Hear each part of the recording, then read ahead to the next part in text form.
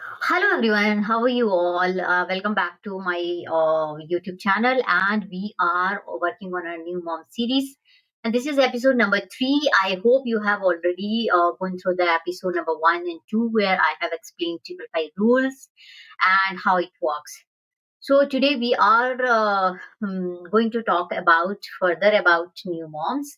So let's talk about postpartum.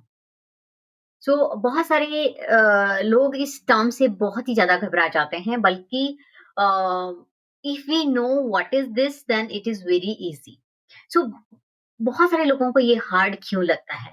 सब लोग बहुत ही डिफरेंट डिफरेंट इस पे व्यू रखते हैं। So let's understand this. जब आप एक प्रेग्नेंट वुमन होती हैं और आप एक बच्चे को जन्म देती हैं, तो then you always thinks that you are going to do something great thing, and you wanted to see the baby as soon as possible. सब लोग कह रहे होते हैं कि बेबी के आने के बाद सब कुछ बदल जाएगा, जिंदगी प्यार से भर जाएगी। और हाँ, let me tell you mother, बदलता तो सब कुछ है, पर जिस तरह से बदलता है उसके लिए क्या आप रेडी हो, या फिर क्या सराउंडिंग रेडी होता है? नहीं।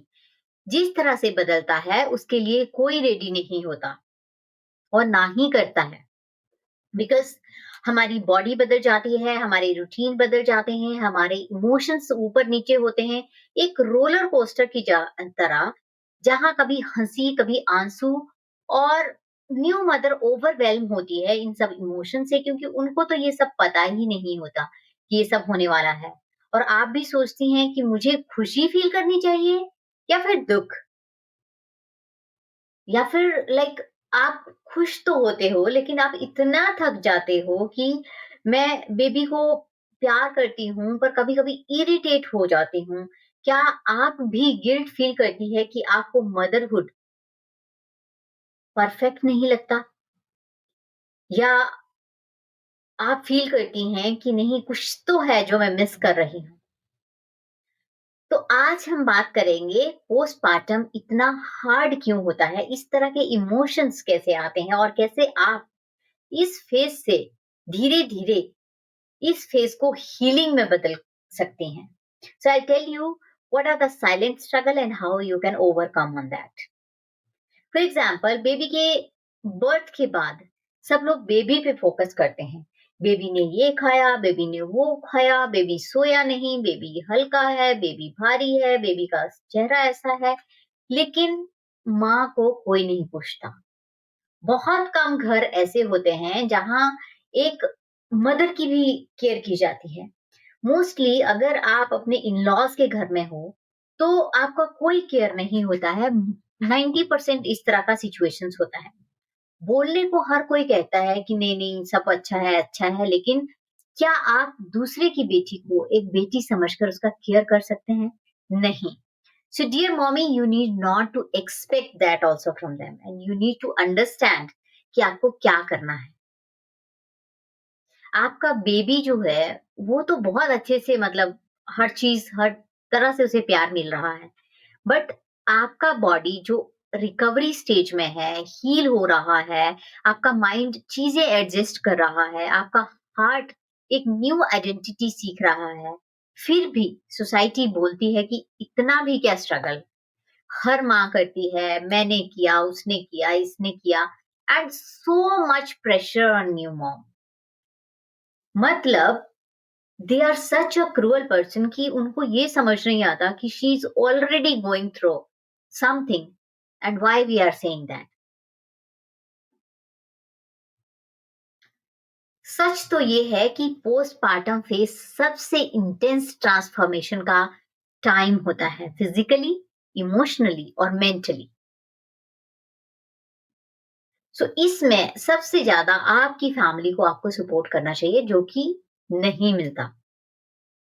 इसलिए आपको ये हार्ड लगता है।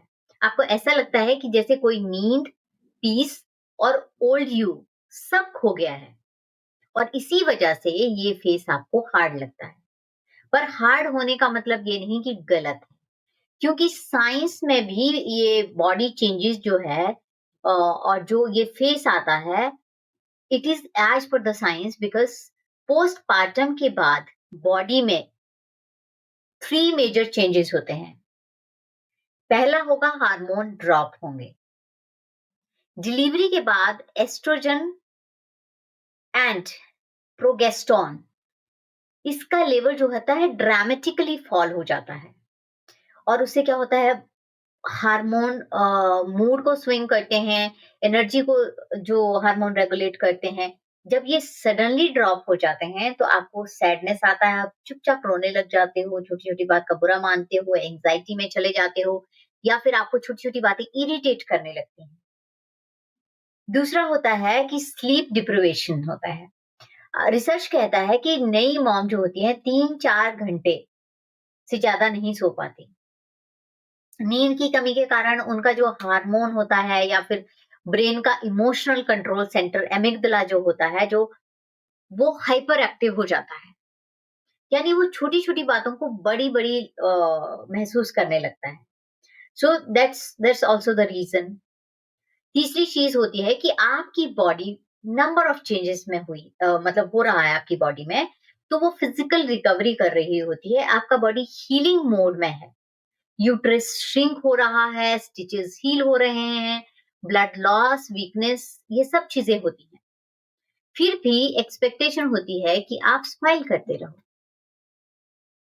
सो अगर आप थकी हुई हो या फील कर रही हो कि आप इमोशनली डाउन हो, that is not weakness, that is science because it happens and don't feel that you are the only one. Every mother who has normal things, they will feel like that. And the most important thing, family, you need most important thing, which is family support. So one mom told me that मैं baby को breast feed करते हुए ही रो पड़ती हूँ। मैं खुद नहीं समझ पाती कि क्यों। कभी कभी खुश लगता है, कभी कभी हेल्पलेस फील करती हूँ। And it is really emotion का ऊपर नीचे होना, इट्स नॉर्मल। कभी उसको लगता है कि बेबी को ज़्यादा फ़ीड कर दिया है, कभी उसको लगता है कि कम फ़ीड कर दिया है, कभी गिल्ट है कि आप चिल्लाए क्यों बेबी के ऊपर क्योंकि हो सकता है उसने दाँत मार दिया। कभी लगता है कि सब कुछ सेम हो जाए जैसा पहले था। ऐसा भी होता है कि एक दिन आप बहुत एनर्जेटिक फ़ील करोगे, दूसरे दिन आप बहुत लो फ़ील करोगे। ये नॉर्मल है पोस्टपार्टम में। हम हमेशा अपने पे डाउट करते रहते हैं कि मैं कैपेबल हूँ या नहीं हूँ, क्या मैं दोबारा अपने बॉडी फिगर को एक जैसा कर पाऊंगी या फिर ये इमोशंस वेव जो होती हैं ऊपर नीचे होती रहती हैं और ये रिसर्च भी ये बताता है कि दिस इज नॉर्मल। ये बताता है कि अमेरिकन साइकोलॉजिकल एसोसिएशन जो है उसकी रिसर्च के according almost 80% of mothers experiences baby blue और ये पहले 2 वीक में ही होता है after delivery. A 1 in 7 mother has postpartum depression, anxiety ये सब होता है। तो अगर आपको हो रहा है this is not abnormal.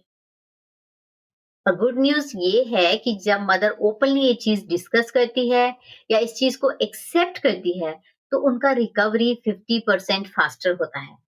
You should talk about it, you should not hide. So it is feeling so hard because सिर्फ आपका बॉडी ही चेंज नहीं हुआ है, आपका आइडेंटिटी चेंज हो गया है। आप एक टाइम इंडिपेंडेंट वुमेन थी और आपका पूरा फोकस अब बेबी के ऊपर है। आपका फ्रीडम, आपका रूटीन, आपका सोशल सर्कल सब कुछ चेंज हो गया है। और सबसे बड़ा चेंज है कि आप अपने इमोशंस पे डाउट करने लगती हो। एक साइड आप बच्चे को बहुत प्यार करती हो, दूसरी साइड आपको लगता है कि मैं शायद अच्छा नहीं कर पा रही हूँ। एक साइड आप एग्जॉशन फील करती हो, दूसरी साइड आप ग्रैटिट्यूड फील करती हो गॉड को कि thank you for giving me child. और इन सब के बीच में एक कंफ्यूजन होता है कि क्या मैं खुश हूँ या नहीं हूँ, अपने को ही हमको पता नहीं होता। इसलिए हर किसी को ये फेस बहुत हार्ड लगता है। ये किसी एक की बात नहीं है क्योंकि हम सब विमेन्स इस सिचुएशन से गुजरती हैं। So let me tell you some practical way which will make it easy if you follow those. So I'll tell you 6 important things which you have to do. First, आपको जब भी नींद आए आपको सोना है, आपको स्क्रॉल नहीं करना है, अपनी आंखें बंद करो, जस्ट स्लीप। जब आपका बच्चा सोया है, just sleep. It will help you to heal your hormone, to balance your hormone. दूसरी चीज आपको करनी है, nourish your baby. Protein, hydration और आयरन रिच फूड लो, क्योंकि जो आप खाती हो आपके बच्चे के लिए जाएगा। सो बॉडी जब हील होती है तो मूड भी स्टेबल होने लगता है। तीसरी चीज आपको करनी है कि आपको धीरे धीरे वॉक करना सीखना है। जैसे अगर आपका सी सेक्शन हुआ है तो it is difficult initial days to walk, but yes, you can not sit down. बहुत सारी लेडीज जो होती हैं वो बैठी रहती हैं और फिर बोलती हैं कि मैं तो मोटी हो गई, मेरे को पता नहीं क्या हो गया, ये होगा। When you are taking so much of rest, when you think that after baby मैं काम ही नहीं कर सकती, हम तो साल साल भर तक काम नहीं करते, तो this is the situation will come. आपका यहाँ से जॉ बढ़ जाएगा, आपका बॉडी बढ़ जाएगा, आप फैट हो जाओगे, आपको उसको रिड्यूस करने के लिए जिम जाना पड़ेगा। And there are certain things, instead of that you keep on working small small things, keep on moving your body. It is very important because it release endorphin, which is very important, that is happy hormone. अगर आप थोड़ा walk करते हो, थोड़ा stretch करते हो, तो ये एंडोर्फिन जो हार्मोन जो होता है ये रिलीज होता है, and this will make you happy. चौथी चीज आपको करनी है कि talk about your self in a positive way. आपको नेगेटिव नहीं बोलना है, या फिर अपनी फीलिंग को अपने हस्बैंड से, अपने बच्चों से या किसी से बात करके शेयर करो। कभी कभी मुझे ये चीज मुश्किल लगती है, मैं ये नहीं कर पाती हूँ या ऐसा फील करती हूँ। Whatever you are feeling, just spill it out on people so that they will try to help you. और मैंने बहुत बार देखा है कि अगर कोई मुझे इरिटेट करने की कोशिश करता है, मैं उल्टा उसको इरिटेट करके अपने आप लाला करके चलती हूँ, और it reduce the tension, the stress of my body, my brain.